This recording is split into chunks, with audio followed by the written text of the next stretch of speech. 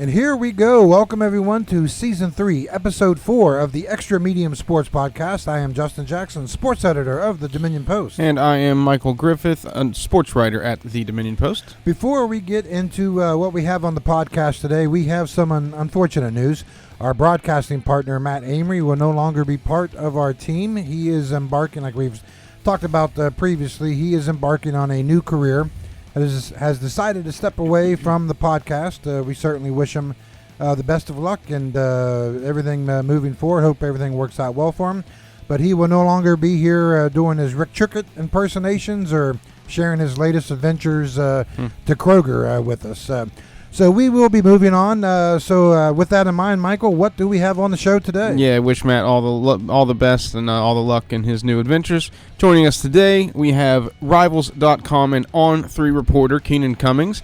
He's going to help us take a deep dive into who is joining the WVU men's basketball team. They've been pretty busy in the transfer portal so far, and we'll also talk about the incoming freshman class that includes nationally ranked point guard Miles Sadler, who has also been making a lot of noise. We will also have Spencer Ripchick in the studio here in just a little bit, not only to discuss what's going on with the WVU baseball team, but we'll also break down the news on the NCAA. Lots of news with the NCAA coming out. Breaking news, mate. Shocker. NCAA news proposal to allow college athletes 5 years of competition.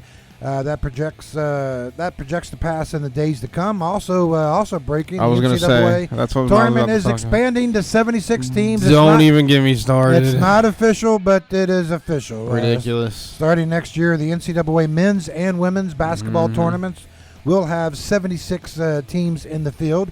And then also maybe we'll get into a little spring football. The Gold Blue Spring Festival was just a couple weeks ago. I haven't had a chance to talk about it yet. So we will have Spencer in here for all of that. But before we get to all of that, Michael, let's tell everyone who sponsors the show. Yeah, somehow it's already May. The Extra Medium Sports Podcast is brought to you, as always, by the Hotel Morgan. Whether you're interested in hosting a sophisticated corporate retreat, a joyful baby shower, or having a spectacular wedding reception, Hotel Morgan provides a backdrop steeped in nearly a century of Morgantown history. Now reimagined with boutique comfort and 1920-era charm, we take pride in making every event a memorable and stylish experience. And Michael, where can you find the podcast? And you can always find a link for our podcast to the Extra Medium Sports Podcast at www.dominionpost.com, or you can find us on social media at Spotify, YouTube, and on Facebook. We begin today with everyone's favorite topic in college athletics, the transfer portal. To do that, we welcome in our recruiting expert, Keenan Cummings. Keenan, how are you doing today? I'm doing well. Recruiting expert. That's a pretty lofty title there. Well, we like to, give out the big expectations and see if you can fill the shoes, I will try. Hey, so we've had the men's basketball portal closed on April 21st, just a couple of weeks ago. We know who's leaving WVU. Obviously, guys can still sign and come in. We could throw the names out there. A lot of them you've already reported on. We've got Javon Buchanan coming in. We've got Finley Bizjack, one of my favorite names, coming in. All these guys coming in. Muhammad Sila. A lot of these guys' names I'm not going to be able to pronounce during the season. Florida State transfer Martin Somerville. Before we get into the freshmen coming in, this transfer class, how do you rank it? What catches your eye, and who catches your interest? Well, I think so far being the key word, because this stuff's still very much ongoing. But when you look at what West Virginia's been able to do, it starts with Silla, bringing in a guy that, it's probably one of the best bigs that was available this transfer portal cycle. Had a really, really good freshman year. It was abbreviated. He got injured, only played 16 games. Yeah, it was an ankle, right? Really, yeah, kind of a nagging ankle injury, but really looked the part. Right around 10 points a game, 7 rebounds. I think it was right around a block a game. But as a true freshman, that's pretty good. Also, the fact he was a really highly recruited guy. Right. You want to get these young guys with upside, and this is a guy that's already produced with upside. So I think West Virginia did a really good job there. He's a really athletic big. Obviously, you can use him around the rim to finish. Kind of pairs perfect with what Miles Sadler is going to bring to the table, and I'm sure we'll get to him in a little bit. Yeah, absolutely. With Sila, you mentioned he was highly recruited coming out of high school. He signed with Georgia Tech originally. Who else was he being looked at? A lot of different schools. Yeah. It's a long list there. I think that I don't know why the connection there. I haven't actually researched that enough to figure it out, but ended up at Georgia Tech and just a really, really good player. I think that you get your 5-man. You got some depth there too with some other guys they brought in, but he's a guy that's going to pair great with what they want to do, runs the floor. Obviously, he's a defensive presence with his length and has a little bit of versatility to his game. So I think that's where it starts. And then you go and get your 2-guard in Bizjack. He's a guy that he spent, I know this is almost crazy to say this in today's college basketball, but the guy spent 3 years at Butler. Almost unheard of. Yeah. But, during that time, he played some different roles. I think as a sophomore, he was more of a catch-and-shoot type of guy. Last year, they kind of asked him to do everything, and he responded. Had a really, really good year. Averaged over 17 points a game, shot like around 35% from three. Third team All Big East selection. So, these are guys that have had production. At West Virginia, he's not going to be asked to do everything.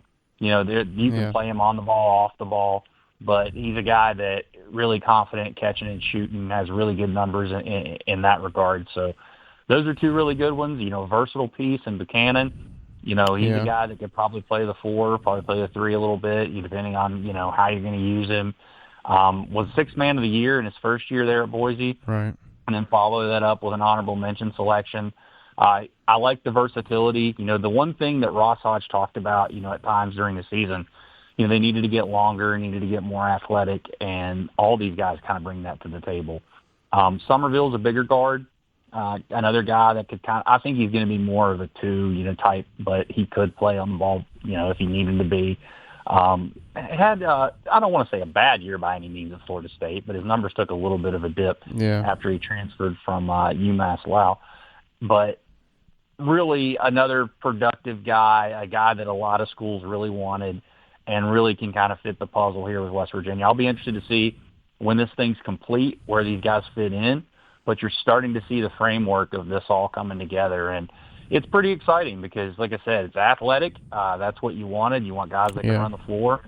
We've talked about tempo and pace a lot this year. I think this gives West Virginia a chance to play a little bit faster if they want to. Yeah, and I'm watching to go back to Finley Bizjack, one thing that stood out to me in watching his film was the way that he distributed the ball as well. He's really a good playmaker. He can find an open man. He can draw a couple defenders, kick the ball, and like you said, he could pull up on an open shot and knock it down if he needs to. But one thing I wanted to ask you about is we kind of, to me, I feel like with most teams, what they're looking for in the portal. You can kind of see a pattern, do you need big? Do you need backcourt? Do you need front court? All of that stuff. But to me, like, WVU really hasn't had a big trend when it comes to the players they're getting. They're getting these big guys. They're getting these smaller guys.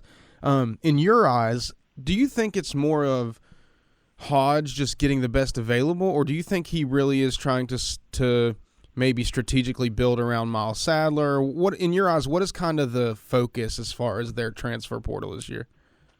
A little bit of both. I want to go back to Bizjack for a second. The word that I always use to describe him is crafty. I think that's the perfect way to describe his game. But I do think you are building around Sadler a little bit, but they really needed practically everything. Right. Lost a lot of production, obviously.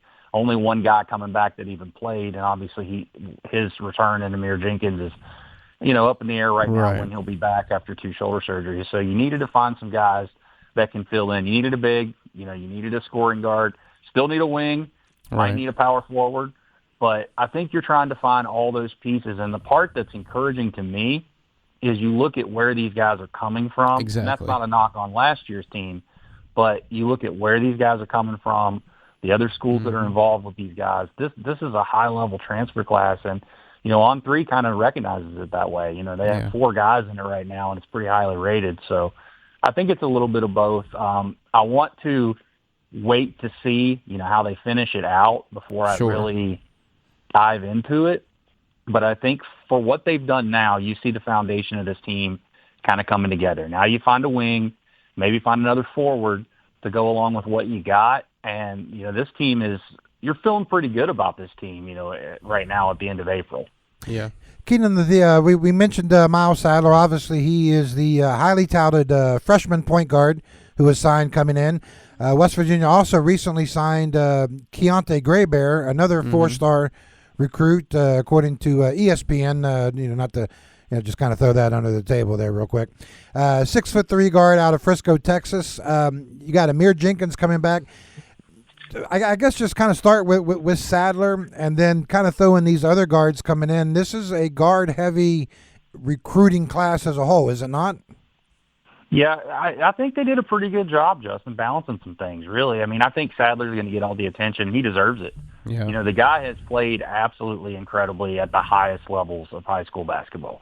You name it, he's played. He's not only played in it, he's played really well. Yeah. The lone exception to that is for somehow getting snubbed for the McDonald's All-American game. Yeah. But Yeah.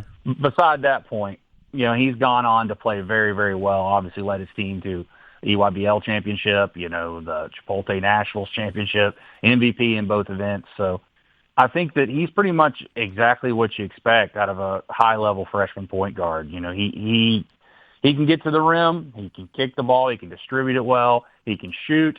Also plays pretty good defense when he gets after it. So I think he's going to be a great fit and a guy that, Ross Hodge, it's putting a lot of expectations on a freshman. Yeah. I understand that, but today's game has changed. Yeah. A lot of these freshmen are expected. Look at the Big 12 this past year. And I think Sadler's I think Sadler's as good as, so in many of those guys and what he does. Obviously different style of player, but really, really good. Gray Bear is another guy that's super athletic, can really get out. He excels in transition. They had obviously Kingston Whitty signed. He got his release. But Right.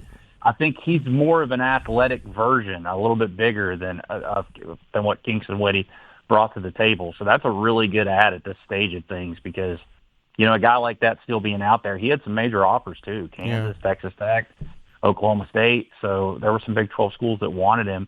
And then you move to the front court. You got obviously Aludium, Right. who they signed in November. I think he's going to be a 5, but probably a 4 right now just because, he's still developing, probably going to be a guy that needs a year.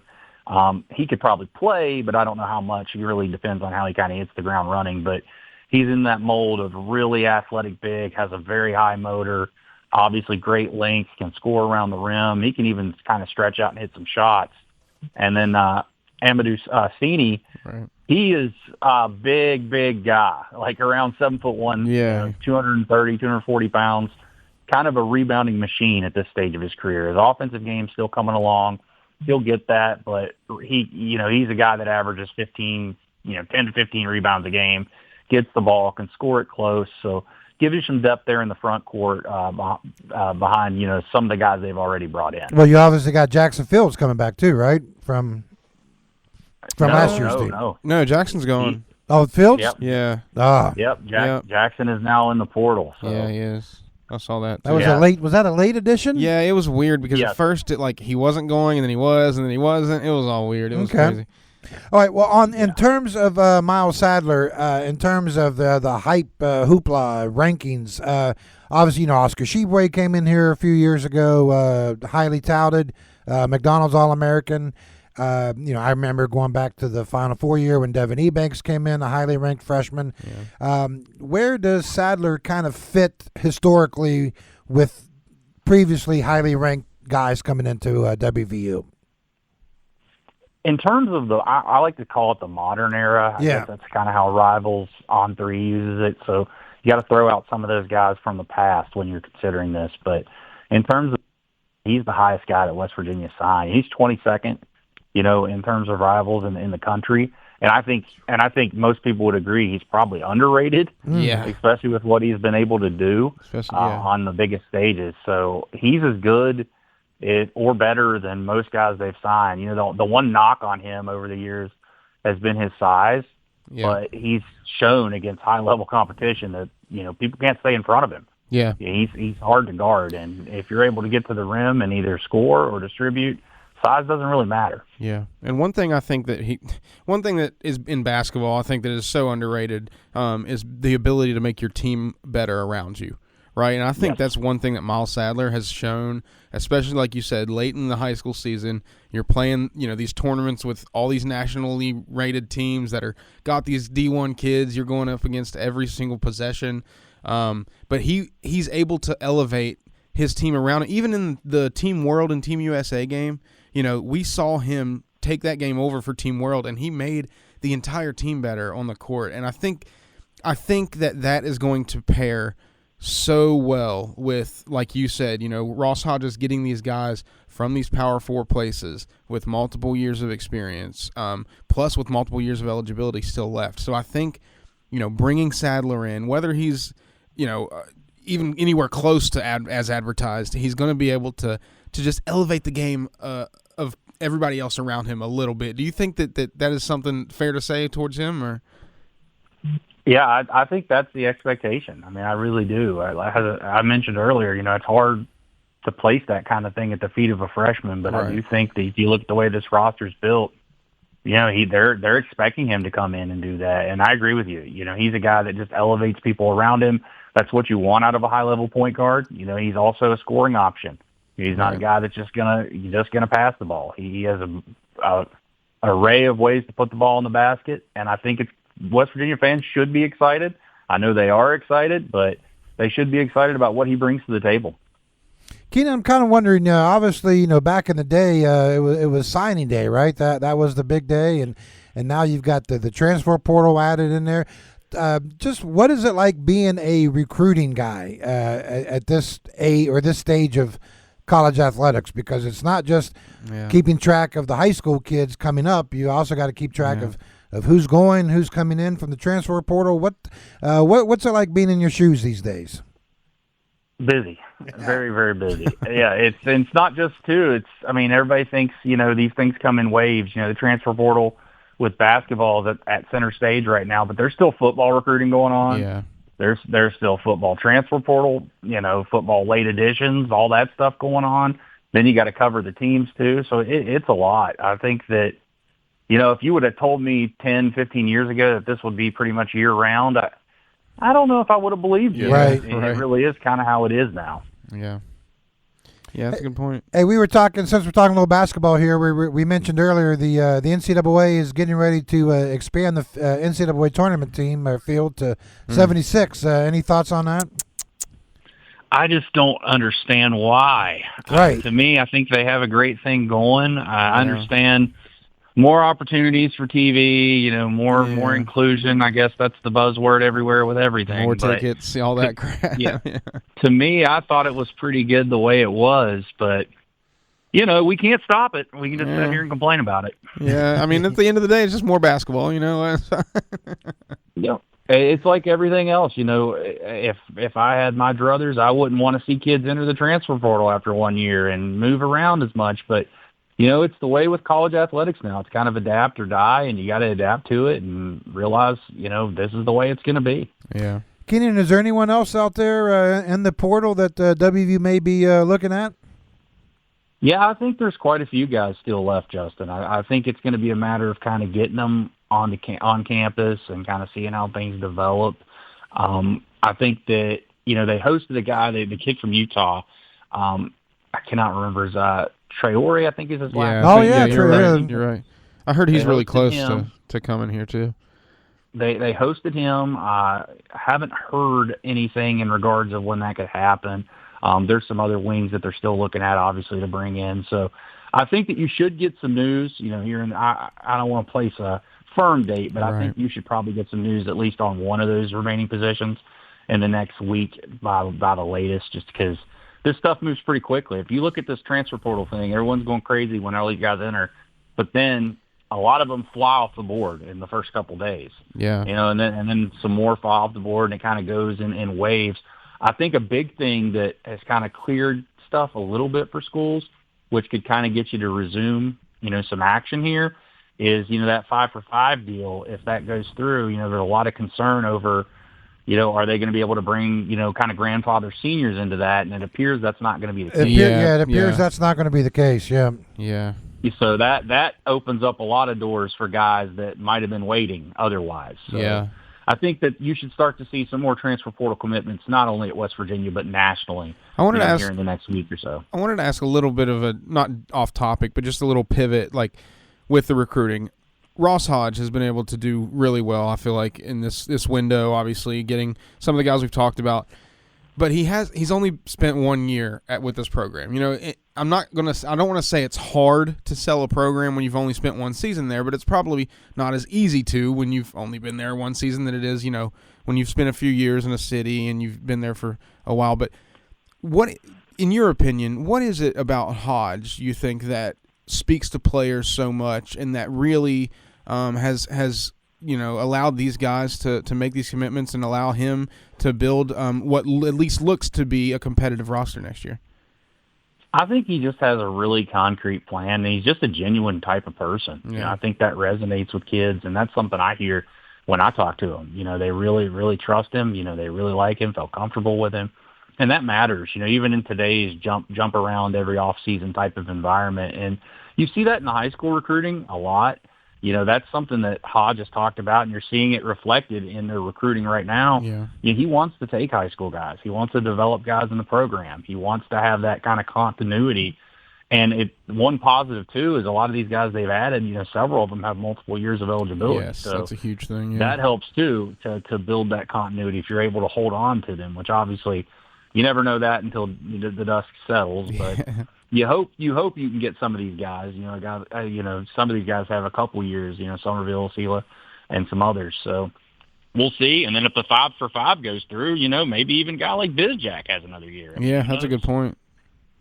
Keenan, you've got obviously we talked about you got the transfer portal classes. You know, they get ranked. Incoming high school classes get ranked. Does anyone do a composite ranking, like throw them all into the same boats and say, okay, this school's number 1, this school's number 2? I have not paid attention, so I apologize if we do. But usually what Rivals will do is we have a transfer portal and then a high school one. See, you got to throw them all in the same boat, right? You got to put them all in there. There's got to be one out there somewhere. Evaluated differently, so yeah. I think it's, you know, I do think that positive for West Virginia is football. They had a top 25 transfer class. You know, they had a top 25 transfer class in the transfer portal and high school.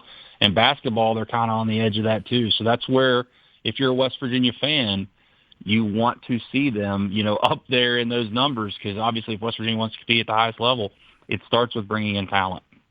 Keenan, I got another off-topic question for you. So Mike threw one out earlier. I got one here for you too. So, I mean, you're our recruiting expert now, okay? So I've always wondered, when it comes to like recruiting or ranking high school kids or even ranking kids out of the portal, I mean, you're literally talking about thousands of athletes, whether they be high school kids or portal transfers or whatever. How in the world can any one website or recruiting service rank that many kids with confidence? You know what I mean? Well, I think there's always some projection involved. Okay. Clearly. But there's a lot of boots on the ground. A lot of guys go out and see these kids. You know, in football and basketball, we have regional guys in football that go out and see these kids in person. You know, see them at camps. Same thing with basketball. They see them in person. You see them at events, and then you kind of rate them. And then obviously there's always a factor of, you know, those higher upside guys, especially in a sport like basketball, they're going to be ranked higher. Sure. You know, usually than a guy that's, you know, let's just say, for example, you have a 6'10" forward that's a little raw, but you see the potential, and then you have a 6'5" forward that, you know, he kind of is capped out. So there's some of that. There's some projection. There's evaluation involved, but there is a lot of work into it. A lot of guys on the ground, a lot of guys seeing people and kind of, you know, making their evaluations from there. See, I would not want to put my name on a lot of those evaluations because, like, you know, like kind of what you talked about, you know, your top 20, your top 30 basketball players. I mean, it's kind of easy to tell those guys, but once you get down into okay, well, this kid's going to be number 175 and this kid's going to be number 200, I don't know if I could really tell much difference between those two kids. Yeah, that's the area there is more guys that have done it a really long time. They know what they're looking for. They know kind of sort through. You know, I cover it. I have I want to say a wavelength at least of what's going on. You know, I can see a kid and have a pretty good idea if he has a chance to play. But these guys have done it for a long time, and they're good at what they do. All right, sounds good. Hey, anything else you want to add? I mean, is this a historical class we're talking about here for basketball? let's see how it finishes. But in terms of transfer portal, if West Virginia is able to add a few more guys that can really move the needle, I think that you're talking about a chance to put them pretty, squarely in the mix in the Big 12 in year 2. I was going to try to get you to make a prediction there, but I guess you didn't fall for it there. So, hey, Keenan, we thank you for your time, and hope to have you back on very soon. Appreciate the knowledge. Thanks, buddy. Appreciate it, man. Just like to throw it out there that if there are any further questions or comments the listeners may have, you may tweet me at BigJax3211, or you can email me at jjackson@dominionpost.com. All right, now we are about to bring in Spencer Ripchick of the Dominion Post. We are going to discuss a ton of topics. Before we do, Michael, let's throw in another plug for the sponsor. You got it. The Extra Medium Sports Podcast is brought to you by the Hotel Morgan. Host your guests in an elegant setting utilizing our refined meeting spaces, including 2 dedicated boardrooms and state-of-the-art conference technology. You can also elevate your event with delicious catering and craft cocktail service delivered by our on-site cafe and bar, Anvil and Axe. We have Spencer Ripchick with us now, and we do have a lot to discuss today with WV Baseball and what happened at the Gold Blue Spring Festival. Before we get into all that, Spence, the latest buzz is the NCAA's new 5-for-5 rule that will likely pass very soon, probably sometime in May. It will essentially eliminate redshirting and will give all college athletes 5 years of eligibility. What's your gut reaction to the rule? I think that's what a lot of college football and college coaches wanted. It makes it a lot simpler, so you don't have kids playing their 7th, 8th year, some kids coming back in from the NBA or whatever. I think it will put a pause on some of that stuff, and I think that'll come later on. But, yeah, I think Rich said in one of his press conferences, Rich Rodriguez, the head football coach of West Virginia, he said that 5 to play 5. That's what you get. That's what it should be. If you do more than that, then you get penalized with eligibility sanctions and stuff like that. But yeah, I think that's what the consensus everybody wants. In terms of the 5-for-5, what I really like about it in college football terms, Michael, is that eliminating the redshirting rule, the college football redshirting rule was ridiculous in that you got to play the first, you could, in theory, play the first 4 games of the year and then not play the rest of the year and still redshirt. Then you could come back and play the bowl game and still be able to, come back as a redshirt freshman in theory the next year. So now the 5-for-5 just eliminates all of that and puts everyone kind of on the the same footing in all the sports. Yeah, I agree. And really, it wasn't just the first 4 games. It was just any 4 games, right? If you had a red shirt in football. Is that right? Any 4 or the first? I'm pretty sure it was any 4. Any 4. So, I mean, you could, if you had a really good player that you wanted to quote-unquote red shirt, bring him back for the last 4 games, you're chasing a conference title. Who knows, But, yeah, I also am curious if it's not going to change the NFL draft requirements at all, right? Still got to be in college for 3 years, of course. But it does make it a little more interesting as far as recruiting and, will it impact the transfer portal? Maybe. I'm not sure if it really will change it up or down, to be honest. But I'm pretty much in favor of the rule, I think. I think it's a good idea. And you made a good point about the redshirting in football because, 4 games is literally a quarter of your season. A quarter of the season, right. Whereas in basketball, if you played more than a quarter of the season. If you played 1 minute of one game during the regular season, you were not eligible, unless, of course, you applied for like a medical red shirt. But just as far as a general garden variety red shirt, you play 1 minute in one game, that's a season. Yeah, it's the polarity in that is absolutely insane, isn't it? I'm for it. I think it's got a good intention behind it. Use your years or don't use them. That's pretty much what it is at this point, and it's going to help a lot of technicalities, I think. It's interesting you brought up the NFL draft earlier because I think, and Spence, my opinion here, the 2 sports that are going to be affected the most with the 5-for-5 is college football and college baseball. College football we kind of talked about already. It eliminates the redshirt rule and everyone gets 5-for-5. In college baseball, it's very interesting in that with the draft process in college baseball, you can sign coming out of high school. Right. If you don't sign coming out of high school, you've got to play 3 years of college baseball. So when you get to the end of that junior year, under the current system, you get to the end of that junior year and you get drafted very highly, then obviously, you can sign, make a lot of money. If you get drafted low or don't get drafted at all, or maybe if you're like a mid-round pick and maybe you don't like the offer you're getting, you could always say, well, I've got another year of Senior school. year, yeah. The problem with that is when you go to sign after your senior year, you're probably not going to make as much money as what you would have after your junior year, because Major League Baseball teams know they've got you, because it's either you sign with us for $2,000 or go work at Walmart, basically, or go play semi-pro baseball. So if you do come back for your senior year, unless you actually just kill it, you're probably not going to make a ton of money. Now that you have 5 for 5, if you decide to come back for your senior year and kill it, you still have another one. You still have that extra year of leverage. So like if a Major League Baseball team comes to you after your senior year and tries to lowball you, right? Well, I've still got another year of eligibility left. The heck with you, screw you. I'm going to go back to college. So it does give college baseball players like an extra year of leverage, which I think is pretty good deal.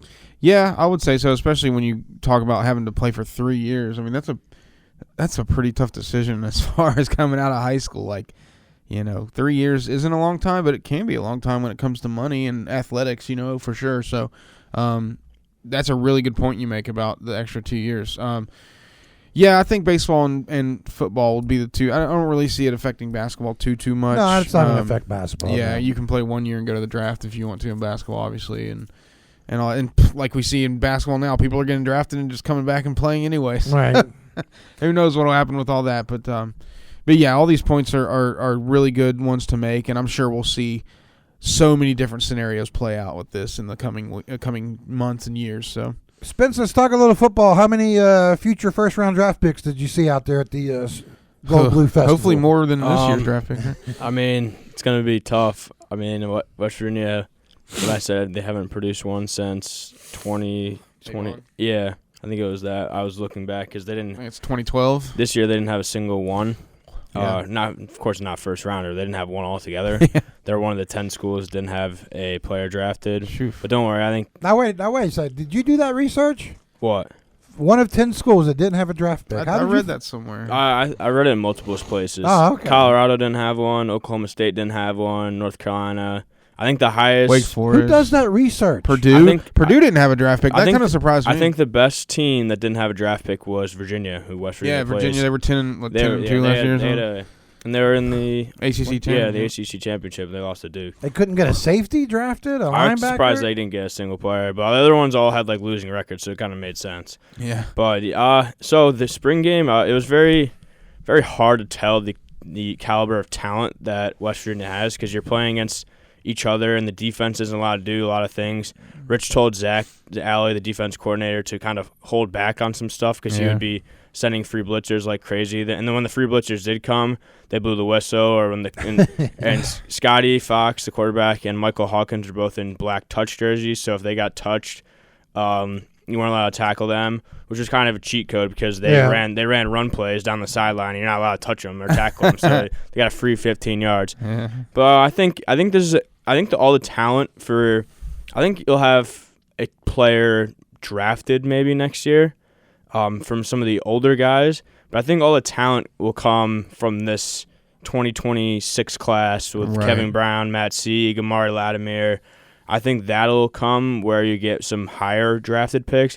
I mean, if Amari Latimer, he stays with West Virginia, most importantly, and Kevin Brown, and they have the potential to be a higher ranked. Latimer's the big guy, right? The big back? Latimer, 6 foot, 220 pounds. He's probably my favorite player to watch so far this spring, I'd say. And he's just coming out of high school, right? Coming out of high school. He should still be in high school now. Okay, wow. Jeez. Wow. Got a brother on the team, right? Yeah, older brother, Jameer. He's also he's really good. Yeah, defensive back. He'll probably my guess is he's going to start in the secondary. He's really good. I was actually writing a story today about Andrew Padrell from UNLV. He played with Coach Mullen.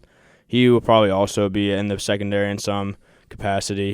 He's a really good, experienced guy. He was in the FCS National Championship 2024 with Montana State, and then last year in the Mountain West Championship with UNLV. Spence, can you make any kind of comparison to how, I know these spring games aren't what they used to be, so it's kind of hard to, really see everyone you want to see or talk to everyone you want to talk to. But can you give any kind of comparison to how you kind of felt coming out of the spring game last year about West Virginia football compared to how you feel about the program this year? Is there any comparison there? I think last year's team, from like what a lot of people are saying and kind of what I got, is this team is bigger than last year's team. The offensive line is a lot bigger. They're a lot longer in the secondary, which I think is going to be pretty big. There are a lot of 6-foot guys. I think last year there was a majority of guys under 6 foot, and Rich didn't really. He looked at talent, but one of the biggest things we want long, lanky guys to be able to cover and make up ground that the smaller guys couldn't.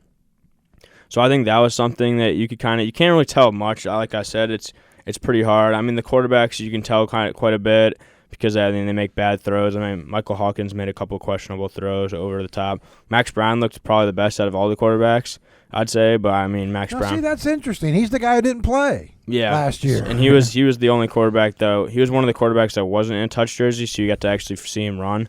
But yeah, he made a couple of nice throws. You could hit Max. Yeah, you can hit Max Brown. Rich didn't care. I mean, he wanted to see Max in full contact, and he said that Scotty and Mike Hawkins also wanted to be in full contact, but he's seen them play enough, and they're kind of more experienced guys, which is the exact same thing as what Rich said last year with Nico Marchial and Jalen Henderson. He put them usually in touch jersey because they're the more experienced guys, so he's kind of saying the same stuff.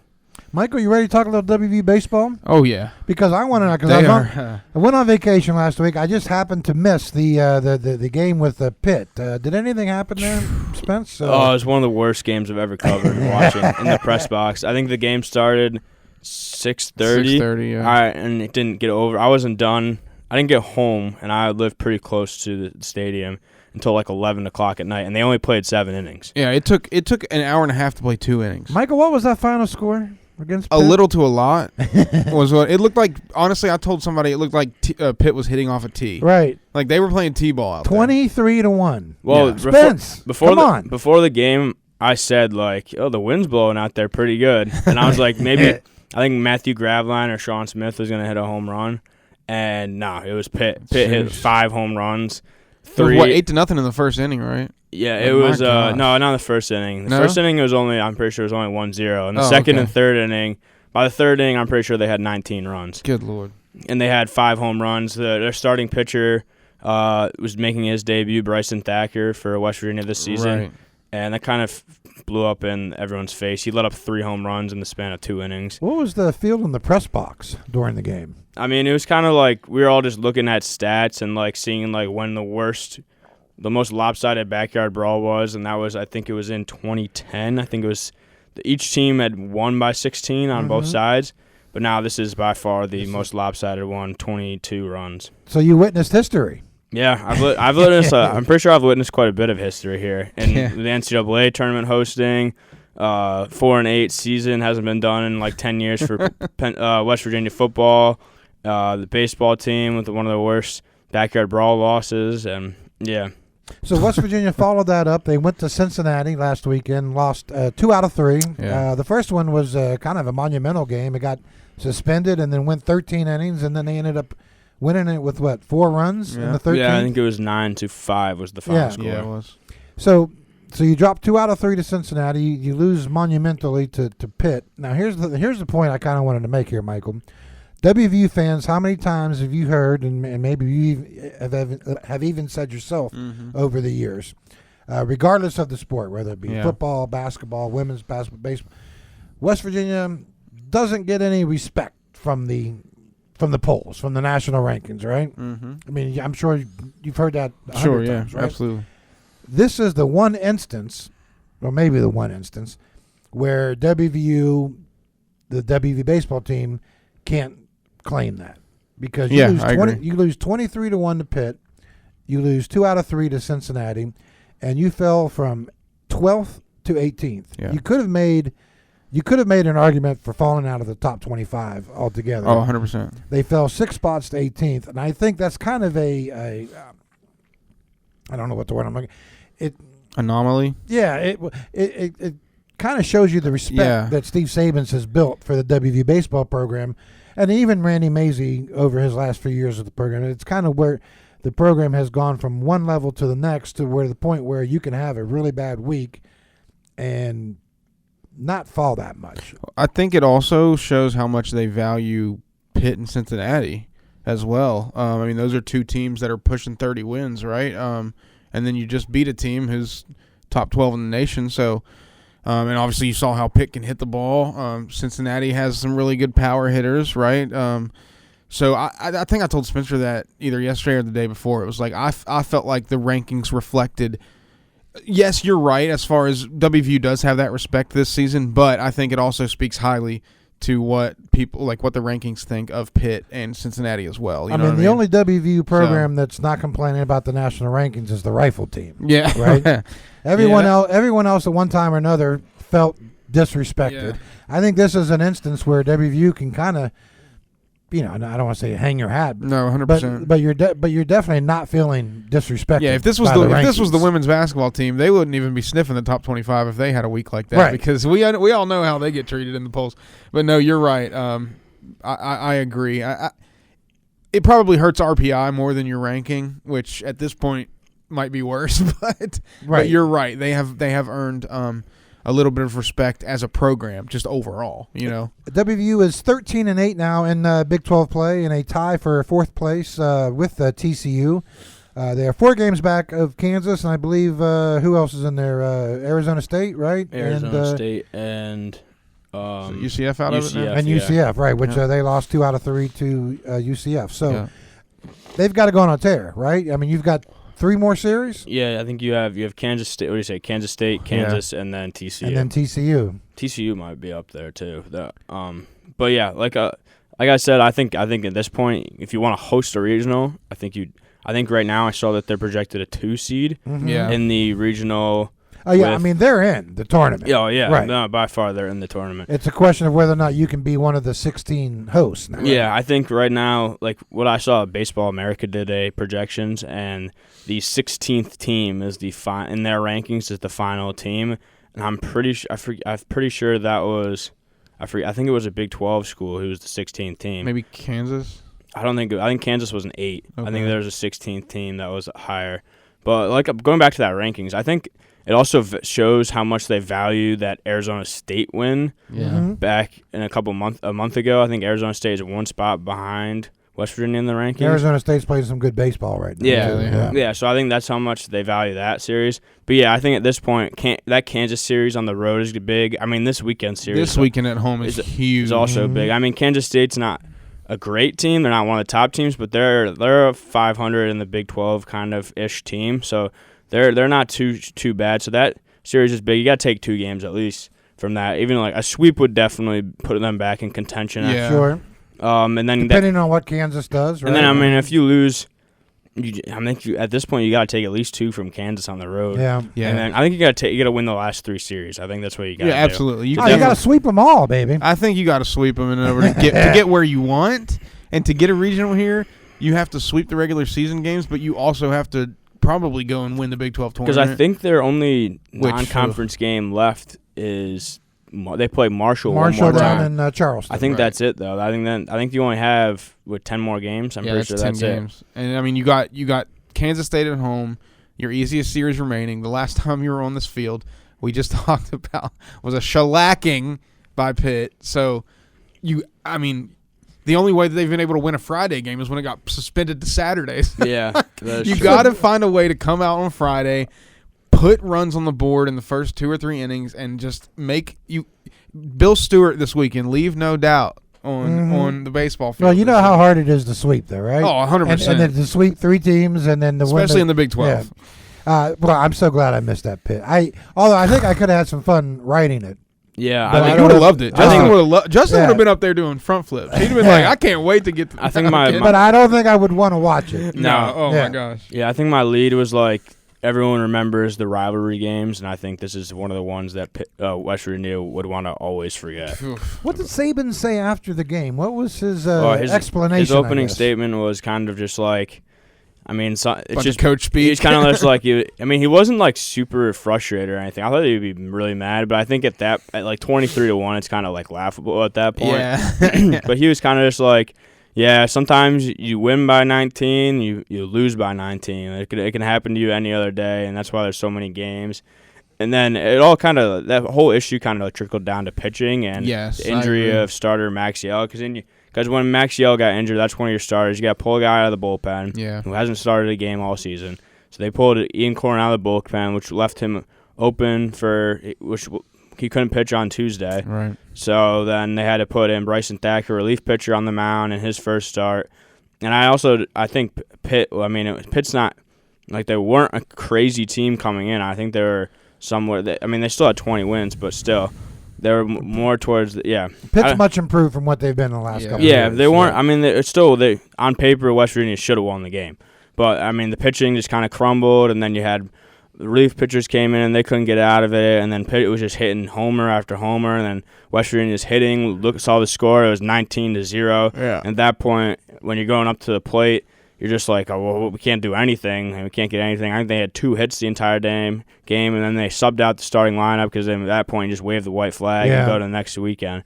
What do we know about Maxiel? Is he? Last I heard about Maxiel, he's trending in the right direction. I heard his X-rays and everything, MRIs were positive.